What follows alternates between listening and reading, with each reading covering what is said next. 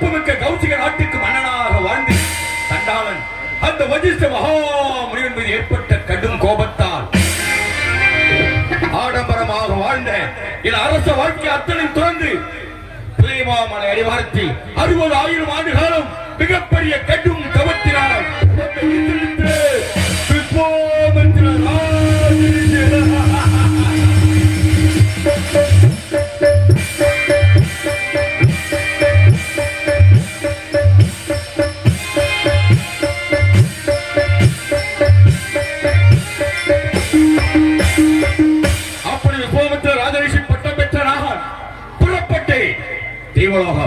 அடியேன் சென்ற அந்த நேரத்தில் 12 ஆண்டுக்கு ஒருமுறை கூட வேண்டிய தேவர் சபை அழைத்திருந்தான் தேவேந்திரன்.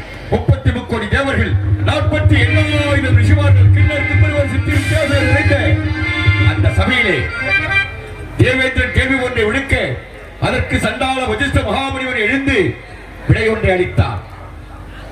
உலகத்திலே இருக்கின்றான் பொய் சொல்லாதவன் என்னுடைய சிஷியன் அரிச்சந்திரன் என்று அண்ணவன் தெரிவிக்க அதை கேட்டு கடும் கோபம் எழுந்தனான். அந்த சபையிலே அந்த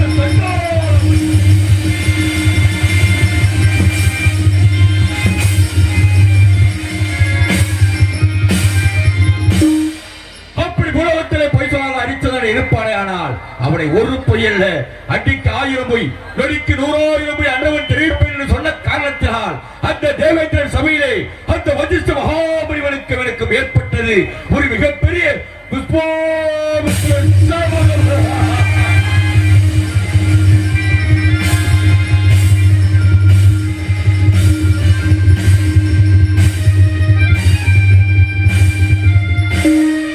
அரிச்சந்திரனை இந்த விஸ்வாமித்திரன் மாகையினால் எனது சூழ்ச்சியினால் அவனை பொய் சொல்ல வைப்பேன் என்று ஏற்பட்ட சபதத்தின் காரணமாக எப்படியாவது அரிச்சந்திரனை பூலோகத்திலே பொய் சொல்ல வைக்க வேண்டும் என்பதற்காக எடுத்த சபதத்தின் விளைவாக புறப்பட்டேன். பூலோகம் அடைந்தேன், அயோத்தியாபுரி நுழைந்தேன்.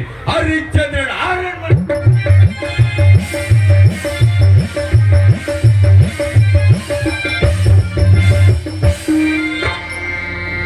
அண்ணவனை அயோத்தி நாட்டிலே பார்த்த அரிச்சந்திரன் வாழ்த்துரை பாடி வரவேற்றார்.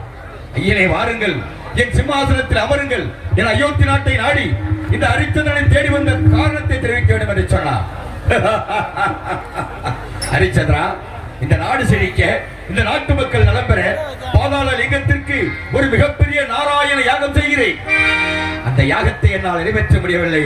ஆகையினால் ஏதாவது என்னுடைய யாகத்திற்கு கொஞ்சம் யாசகம் கேட்டு ஒரு அயோத்தி நாட்டுக்கு வந்திருக்கிறேன் ஹரிச்சந்திரா என்று அண்ணனுக்கு சூழ்ச்சியாக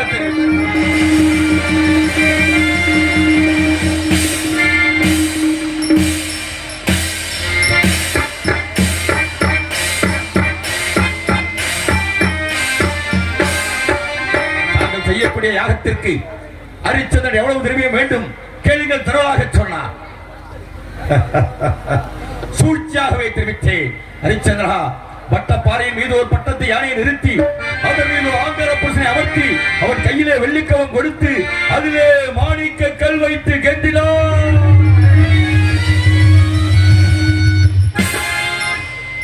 அது நேராக மேலே சென்று மீண்டும் பூமியிலே விழுந்து எவ்விடம் எழுகின்றதோ அவ்வளவு திரவியம் தேவை என்று கேட்டனான். படிப்படியாக எனது சூழ்ச்சியினாலே ஹரிச்சந்திரனை சுற்றி வளைத்தேன்.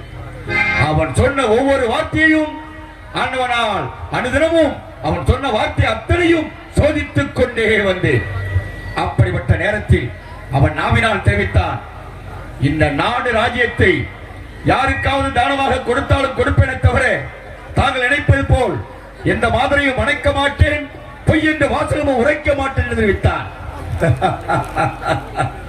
அண்ணவன் தெரிவித்த இந்த வார்த்தையை எனக்கு சாதகமாக பயன்படுத்தி ஹரிச்சந்திரா, பொய் சொல்லாதவன் என்று உன்னை உலகம் சொல்லுகிறது. அப்படி என்றால் இப்பொழுது நாவினால் தெரிவித்தபடி உன் அயோத்தி நாடு அத்தனையும் அண்ணவனுக்கு தானமாக கொடுக்க வேண்டும் என்று கேட்டேன். சொன்ன சொல்லை தவறமாட்டான் ஹரிச்சந்திரன் என்று நாவினால் சொன்ன வார்த்தைக்காக அயோத்தி தேசம் அத்தனையும் அண்ணவனுக்கு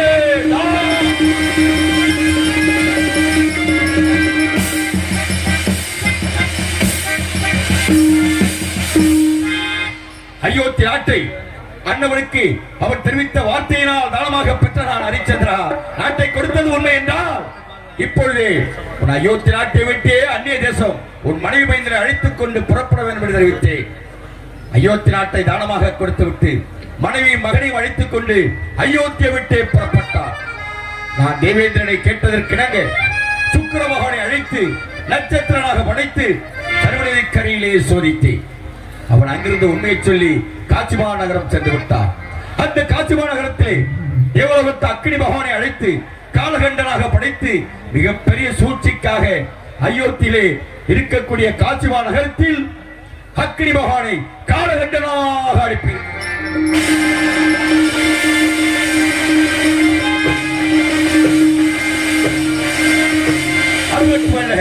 தென் திசைக்கு அதிபதி யமதர்மராஜனை வீரப்பாக என்ற பெயரோடு இந்த பூலோகம் அழைத்து ஹரிச்சந்திரனை சோதிப்பதற்காக மயான காவலர் வேடம் கொண்டு ஹரிச்சந்திரனை சோதிப்பதற்காக வீரப்பாக என்ற வேடத்தில் யமதர்மராஜனை இந்த பூலோகம்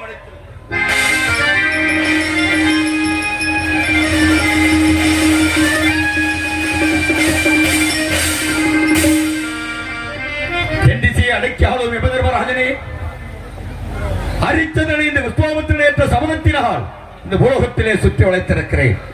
ஆனால் ஹரிச்சந்திரன் படிப்படியாக நாட்டை இழந்தும் மனைவி மக்களை பிரிந்தும் பொய் சொல்லாமல் வந்து கொண்டே இருக்கின்றான். அப்படி வருகின்ற வேளையில் அவனை மறைமுகமாக விரட்டிக் கொண்டே இந்த பூலோகத்திலே இருக்கக்கூடிய மயானம் வரை வருவேன். தாங்கள் அந்த இடத்திலே மயான காவல் வடிவம் கொண்டு படாத பாடுபடுத்தி அவனை பிடம் சுட வைத்து மயான காவல் புரிய வைத்து எப்படியாவது கடுகளவு பொய்யாவது தாங்கள் வாங்க வேண்டும் என்பதற்காக யம தர்மராஜனை வீரப்பாக அழைத்திருக்கிறேன். அடியேன் அழைத்த அக்னி பகவானின் சூழ்ச்சியினால் அவன் மகன் தாயை விட்டு பிரிந்து தனிமையிலே கானகம் சென்று கொண்டிருக்கிறான். தேவலோக நாகராஜனை அழைத்து நாக தர்ப்பமாக படைத்து இந்த விஸ்வாமித்திரன் சூழ்ச்சியினால் அவன் உயிரின்